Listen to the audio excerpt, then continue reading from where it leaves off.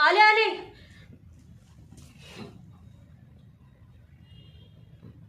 काय? माझं नाव छान आहे.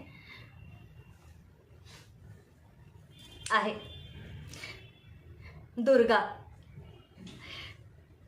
नाही, आधी खरंच दुर्गेसारखीच होते, पण आता आता फक्त नावापुरती. काळ माणसाला सगळं काही शिकवून जातो. वयाबरोबर बदलही दिसू लागतात. माझी थोरली सवत कृष्णाबाई, तीही मला हेच समजून सांगायची, पण तेव्हा वळत नव्हतं ना. पण 40शी उलटल्यावर आपसूक उमगू लागलं. आताशी पाण्याच्या लोंढ्याबरोबर लभाळी कशी वाकून असतात तशी सहज वागते. दबाव हटला की पुन्हा उभी राहते. आता तर माराठोकीचंही भय नाही राहिलंय. माणूस कोडगा होतो म्हणतात ना, तसं झालंय.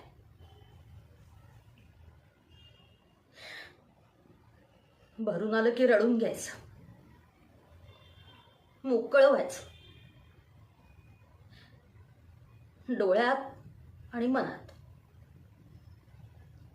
काही शिल्लक नाही ठेवायचं.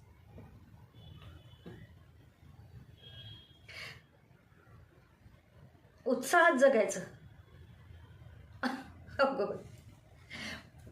आमचे यजमान मकईच्या कणसाला मोल देतात, तितका देखील मोल समोर उभ्या ठाकलेल्या बाई माणसाला नाही देत. मग कसं उत्साहाने जगायचं? माझं कसं झालंय ना, जीव देता येत नाही म्हणून जगत राहायचं. माझ्या डोळ्यात देखत त्या नराधमानी 3रं लग्न केलं. कोणाशी? ती माझ्या उरावर आणून बसवली आहे ना, पांढरी पाल यामिनी. नाही, हडळ, भुवया आणि मान वरच. तिचा तरी काय दोष म्हणा. तारुण्याचा लाभ आहे. ताठ्यातच डोलायचा.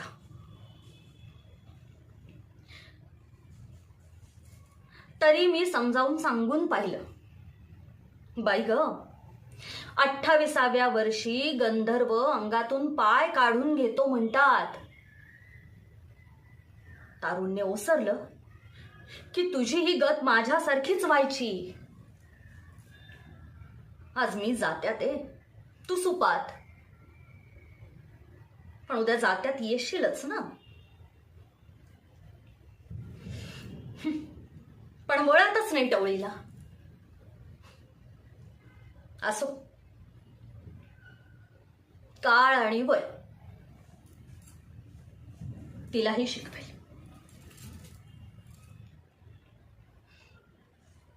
तुम्हाला म्हणून सांगते, तिचा तो भाऊ कसला राक्षस, दामू. स्वतःची तुंबडी भरायला म्हणून पुन्हा एकदा यजमानांचं लग्न एका लहान मुलीशी लावून द्यायला निघालाय. कसं म्हणजे? अजून माझे कान तिखट आहेत म्हणून समजलं.